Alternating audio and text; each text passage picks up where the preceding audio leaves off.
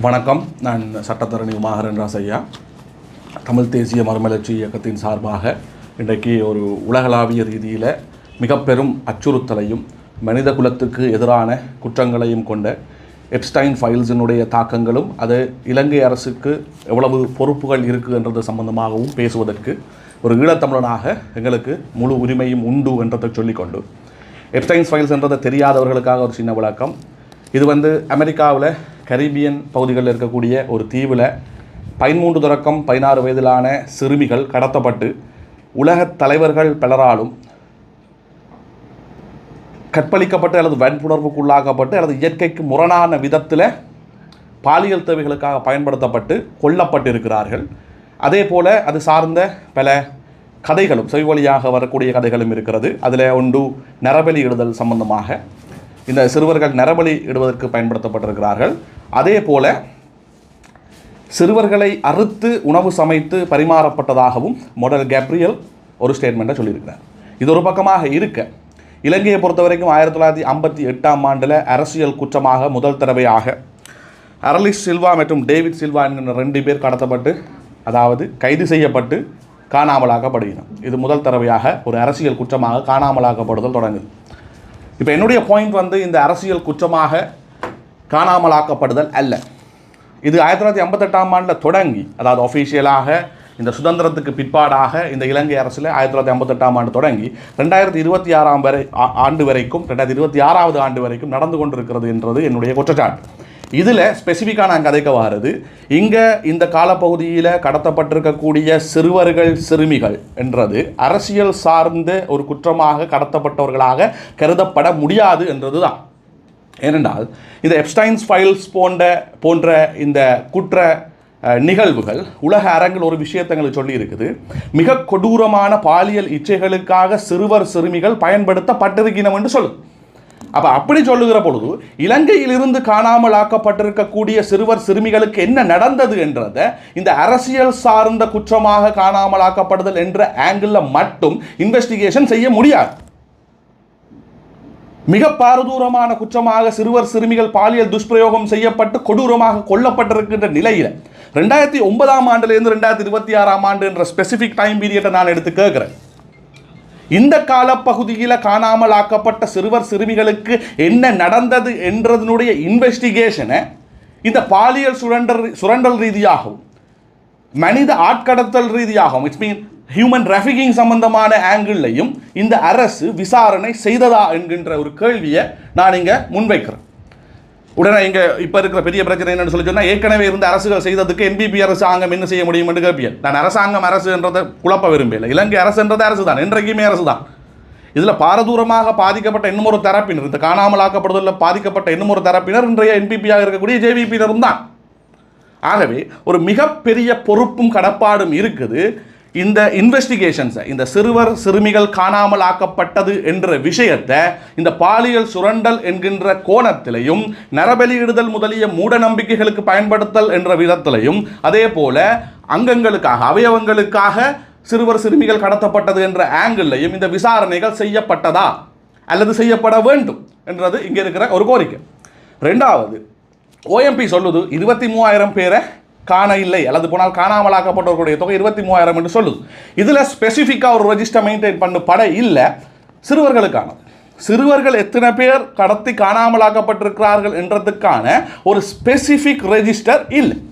அதே மாதிரி இன்னும் ஒரு சந்தர்ப்பத்தையும் என்னால் இதில் சொல்ல முடியும். ITJP டாக்குமெண்ட்ஸ் 2009ஆம் ஆண்டு நிகழ்ந்த ஒரு சரண்டரை பற்றி சொல்லுது. ஒரு குறித்த சரண்டர். அதே சரண்டரில் 280 பேர் காணாமலாக்கப்பட்டிருக்கிறார். இந்த 280 பேரில் 29 பேர் சிறுவர்கள் என்றதை அது கொடுத்து காட்டுது. அப்போ 280 பேர் காணாமலாக்கப்பட்டதில் 29 பேர் சிறுவர்கள் என்றால் கிட்டத்தட்ட 10,000க்கும் அதிகமானவர்கள் சிறுவர்கள்.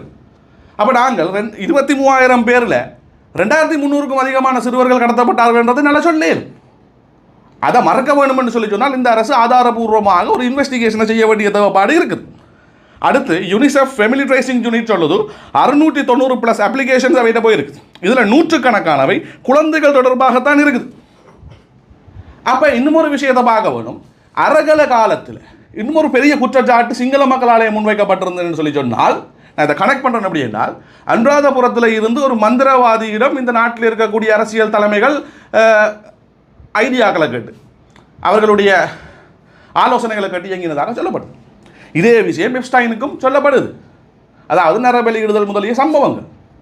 ஆகவே இப்படியான கதைகள் அல்லது போனால் இப்படியான குற்றச்சாட்டுகள் மக்கள் மத்தியில் இருக்கின்ற பொழுது இந்த ஆங்கிளில் இன்வெஸ்டிகேஷன் செய்யப்பட்டதா அல்லது போனால் செய்யப்பட வேணும் என்றது என்னுடைய ஒரு மிக முக்கியமான கோரிக்கையாக இருக்குது. அதே மாதிரி இதில் எப்படியான ஒரு குற்றத்தை இந்த அரசு இழைக்குதுன்னு சொல்லி சொன்னால், UN convention on the rights of the childrens, அதே போல் international convention on enforce disappearance ரெண்டுமே என்ன சொல்லுதுன்னு சொல்லி சொன்னால், failure to maintain child specific register, failure to investigate trafficking and exploitations of angles.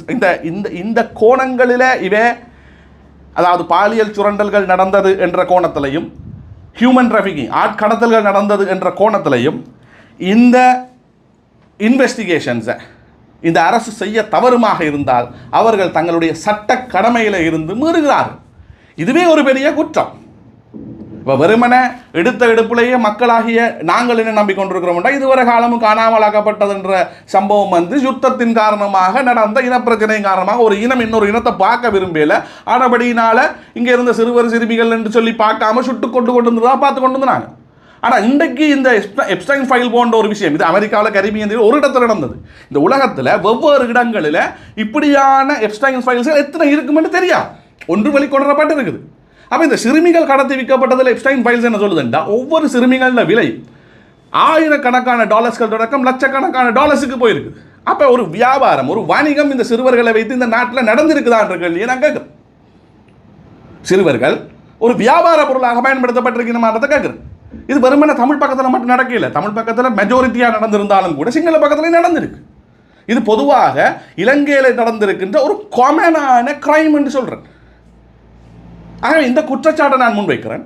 இதுக்கான தக்க பதிலை இந்த அரசு தர வேணும். அந்த அடிப்படையில் தமிழ் தேசிய மறுமலர்ச்சி இயக்கத்தினால நாங்கள் ஜனாதிபதிக்கு ஒரு கடிதம் அனுப்ப இருக்கிறோம். ஸ்பெசிஃபிக்கான லெட்டர்ஸ், ஒரே லெட்டர்ஸை நாங்கள் அனுப்ப இல்லை. ஜனாதிபதிக்கு கடிதம் அனுப்ப இருக்கிறோம். அதே போல் எதிர்க்கட்சி தலைவருக்கு நாங்கள் கடிதம் அனுப்ப இருக்கிறோம். அதே போல் ஜேவிபியினுடைய செயலாளர் நாயகத்துக்கு ஒரு கடிதம் அனுப்ப இருக்கிறோம். அதே மாதிரியாக மனித உரிமை ஆணைக்குழுவினருக்கு நாங்கள் ஒரு கடிதத்தை அனுப்புவதாக இருக்கிறோம். ஏனென்றால் இது ஒரு சின்ன பிரச்சனை அல்ல. இந்த நாட்டில் சிறுவர்கள் காணாமலாக்கப்படுதல் என்றதினுடைய பின்புலத்தில் இருக்கக்கூடிய உண்மை சம்பவங்கள் என்றது உலக அரங்கில பார்க்கக்குள்ள இந்த சிறுவர்கள் பாலியல் துஷ்பிரயோகம் பயன்படுத்தப்பட்டது என்றது மிகப்பெரிய அதிகார சக்திகளால் மேற்கொள்ளப்பட்டிருக்குது. அதுக்குள்ள அமெரிக்காவினுடைய ஜனாதிபதி ட்ரம்ப் தொடக்கம், இங்கிலாந்தினுடைய அரச மாளிகையில் இருக்கிற இளவரசர் ஆண்ட்ரூ வரைக்கும், இன்றைக்கு அவர் இல்லை, முன்னாள் இளவரசர்னு சொல்லலாம், ஆண்ட்ரூ வரைக்கும் அவர் இன்றைக்கு இதே குற்றத்துக்காக வெளியேற்றி இருக்குது இங்கிலாந்து அரண்மனை. இப்படி அதிகார வர்க்கம் சம்பந்தப்பட்டிருக்குது. என்னதுக்கு? பாலியல் சம்பந்தப்பட்ட விஷயத்துக்கு சிறுவர்கள் பயன்படுத்தப்பட்டது. ஒரு கொடூரமான யுத்தம் நடந்து கொண்டிருந்த இந்த நாட்டில் அதிகார வர்க்கத்தால் சிறுவர்கள் துஷ்பிரயோகத்துக்கு உள்ளாக்கப்பட்டார்களா இல்லையான்றதை சொல்ல வேண்டிய பொறுப்பும் கடமையும் இந்த அரசாங்கத்துக்கு அதிக அளவிலேயே இருக்குது. இன்றைக்கு நாங்கள் பார்க்குற ஒரு துன்பகரமான சம்பவம் என்னென்றால், ஒவ்வொரு இளைஞர்களும் தங்களுடைய பாடசாலை பருவத்தை முடித்தவுடன் மிக மகிழ்ச்சியாக நின்று ஏர்போர்ட்டில் குட் பை ஸ்ரீலங்கா என்று போட்டுட்டு போகிறத நாங்கள் பார்க்குறோம். இது என்னென்றால், இந்த நாட்டில் சிறுவர்கள் ஒரு மிக கசப்பான ஸ்ட்ரெஸ்ஃபுல்லான லைஃப்பை வாழ்ந்து கொண்டிருக்கணும் தங்களுடைய சிறுவராயத்தில் என்ற உண்மையை காட்டு. அதே மாதிரி இந்த அரசாங்கம் சிறுவர்கள் தொடர்பான விஷயத்தில் உரிய கரிசனை எடுக்க இல்லை என்று சொல்லி சொன்னால் அதனுடைய அர்த்தம், ஒரு நாடு தன்னுடைய நாட்டில் இருக்கக்கூடிய சிறுவர்கள் சம்பந்தமாக உரிய கரிசனை கொள்ளவில்லை, அவர்கள் பாதிக்கப்பட்டதை உரிய விதத்தில் விசாரிக்கவில்லை என்றால் அதனுடைய அர்த்தம் என்னவென்றால் அந்த நாடு தன்னுடைய எதிர்காலம் தொடர்பாக கரிசனை கொள்ளவில்லை என்றதுதான். எனவே சட்டம் அனைவருக்கும் சமனாக பயன்படுத்தப்பட வேண்டும். இந்த அரசாங்கத்தின் மீது ஏதோ ஒரு மூலையில் இருக்கிற நம்பிக்கை நிமித்தமாக என்னுடைய கோரிக்கையை இன்றைக்கு நான் முன்வைத்திருக்கிறேன். இது தொடர்பாக நாங்கள் தொடர்ச்சியாக பணியாற்றுவோம். நன்றி. இந்த நீங்கள் சொன்ன அந்த குற்றச்சாட்டு இருக்கு தானே, இது சம்பந்தமாக இலங்கையில் உள்ள ஆட்களுக்கு தொடர்பு இருக்குமான்னு நீங்கள் நம்புறீங்களா? அப்படி இல்லை. இப்போ இந்த ஃபைல்ஸை பொறுத்த வரைக்கும் இலங்கை என்ற சொற்பதம் 188 இடங்களில் பயன்படுத்தப்பட்டதாக சொல்லப்படுது. கட்டாயமாக இந்த ஃபைலில் பயன்படுத்தப்படுகின்ற சொற்கள் எல்லாமே குற்றச்சம்பவத்தோட தொடர்பு உடையது என்று என்னால் எப்படி சொல்ல முடியாதோ அதே மாதிரி தொடர்பு இல்லை என்றும் சொல்ல முடியாது. அப்போ இதை வந்து ப்ராப்பரான இன்வெஸ்டிகேட் பண்ண வேணுமன்றதான் என் பாயிண்ட். ஸோ இதில் வந்து நான் நினைக்கிறேன் ஹூல் சகோதரர்களோட பேரிடம் பெற்றதாக நானும் சமூக வலைத்தளங்களில் பார்த்துருந்தேன். நான் என்ன சொல்கிறேன்னா, இதில் தனிப்பட பெயர்களை குறிப்பிட்டோ அதில் வந்ததுன்றதுக்காகவோ எங்களால் குற்றம் சுமத்தி விட முடியாது. அதே நேரத்தில் குற்றம் இல்லை என்றது மறக்க முடியாது. அப்போ இதுக்கான ப்ராப்பர் இன்வெஸ்டிகேஷனை செய்ய வேண்டியது இந்த அரசாங்கத்துடைய கடமை, பொறுப்புன்னு சொல்கிறேன். குற்றவாளிகளை வெளிக்கொண்டு வேண்டியது அவருடைய கடமை. நீங்கள் குறிப்பிட்டு சொல்கிறது வந்து அந்த 2009ஆம் ஆண்டு காலப்பகுதியில் இருந்த அரசாங்கத்தின் மீதான விசாரணைகள் மேற்கொள்ளப்படணும், இல்லாட்டிக்கு பொதுவான விசாரணைகள் மேற்கொள்ளப்படணும். நான் என்னென்றால் ஏதாச்சும் 1958ஆம் ஆண்டுலேருந்து இந்த காணாமலாக்கப்படுதல்ன்றது ஒரு அரசியல் குற்றமாக இந்த நாட்டில் அரங்கேறி இருக்குது. அதாவது போலீஸாரால் கைது செய்யப்பட்ட ரெண்டு நபர்கள் காணாமலாக்கப்படுதலோட இந்த அரசியல் குற்றமான காணாமலாக்கப்படுதல் என்ற ஒரு அத்தியாயம் இலங்கையில் தொடக்கி வைக்கப்படுது. இதில் இந்த கேட்டகரியில் மட்டுமே காணாமல் போன எல்லாரையும் வந்து சேர்க்கணும். அப்படி சேர்க்கப்படாதுன்றது ஏனென்றா எங்களுக்கு இப்போ தெரியுது இந்த சிறுவர்கள் வந்து எவ்வளவு ஒரு லட்சக்கணக்கான டாலர்ஸ் ரூபாய்க்குரிய வியாபார பொருட்களாக பயன்படுத்தப்பட்டிருக்கணும்ன்றது.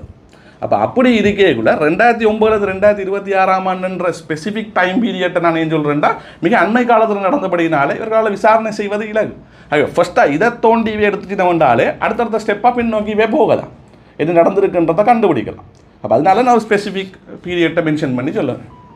பட் இது யுத்தத்தோடையும் தொடர்புபட்டதாயும் யுத்தத்துக்குள்ளேயே போட்டு மூடி மறைக்கப்பட்ட காணாமலாக்கப்படுதலாயும் இருக்குது. இது அப்படி இல்லை, இது ஒரு வியாபாரம் நடந்திருக்கிறதுக்கான வாய்ப்பு இருக்குது என்றதுக்குரிய ஒரு ஆதாரம் வெளிப்பட்டிருக்கு. அப்படின்னால அந்த கோணத்தில் விசாரணை நடத்தப்பட வேணும். அப்படி அந்த கோணத்தில் விசாரணையை செய்யாட்டி இந்த நாடு பிளவிடுது அல்லது ஒரு குற்றம் செய்யுதுன்றது. கடந்த காலத்தில் தமிழ் மக்கள் கூட்டணியில் பார்லிமெண்ட் தேர்தலில் போட்டிக்கிட்டு இருந்த நீங்கள் இப்போ வேறு ஒரு அமைப்பு தமிழ் தேசிய மறுமலர்ச்சி இயக்கம்னு சொல்லி ஒரு பேர் என்ன சொல்கிறீங்க, இது என்ன அமைப்பு, இது என்ன? இல்லை, இது அரசியல் சார்ந்த அமைப்பு அல்ல. எங்களுக்கு மக்கள் இயக்கத்துக்கான ஒரு தேவைப்பாடு இருந்தது. அதிகாரத்தை நோக்கின ஒரு ஓட்டமாக இது இல்லை. நான் இதுக்கு நான் உங்களுக்கு உண்மையாக தெளிவான ஒரு விளக்கம் பண்ணுமெண்டா ஒரு விஷயத்தை சொல்லுவேன். ஒரு நாட்டுக்காக போராடி கொண்டிருக்கிற ஒரு மிகப்பெரிய போராளி இருக்கிறார். அந்த போராளி என்ன செய்கிறாங்கன்னா, அந்த நாட்டிலே இருக்கிற ஒரு ஆடு மேய்க்கிறவன் காட்டி கொடுத்துட்றான். காட்டி கொடுத்து அந்த போராளி சுடப்பட்டு சாகுறான்.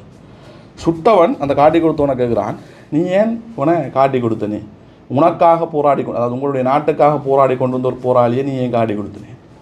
அதுக்கு அந்த ஆடு மேய்க்கிறவன் சொல்கிறான், இவர் செய்கிற யுத்தத்தால் எந்த ஆடுகள் பயப்பட்டு ஓடுதுன்றான். விளங்குதா?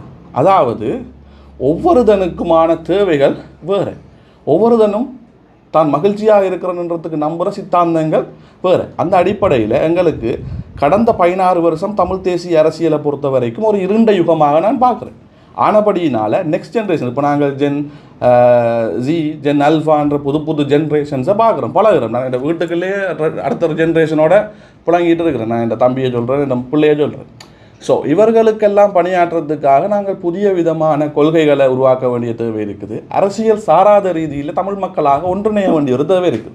அதனால் அதிகாரத்தை நோக்கி ஓட்டமாக இல்லாமல் சமூக பிரச்சனை சார்ந்து கதைப்பதற்கு எனக்கு ஒரு தளம் தேவைப்பட்டது. ஆனபடியினால் ஏற்கனவே அரசியல் கட்சிகளாக பிரிந்திருக்கிற இந்த சொசைட்டியை நாங்கள் இன்னும் ஒரு கட்சியை உருவாக்கி பிரிக்க விரும்ப இல்லை. ஆனபடியினால் இது ஒரு மக்கள் இயக்கமாக நாங்கள் தமிழ் தேசிய கட்சிகள் இணைந்து போட்டியிடுறதுக்கான பேச்சுவார்த்தை நடக்குது. இது நல்ல முயற்சியை பார்க்குறீங்களா? இல்லை தான், இது அதிகாரத்தை கைப்பற்றுறதுக்கான ஒரு இணைவாக இருக்குமா இருந்தால் இது இப்போ இருக்கிறத விட மிகப்பெரிய ஒரு சர்க்கலை எதிர்காலத்தில் ஏற்படுத்தும். கொள்கை ரீதியான ஒரு இணைவுக்கு, ஒரு கூட்டுக்கு இவர்கள் வருவார்களா என்றது ஒரு மிகப்பெரிய சந்தேகம் இருக்குது.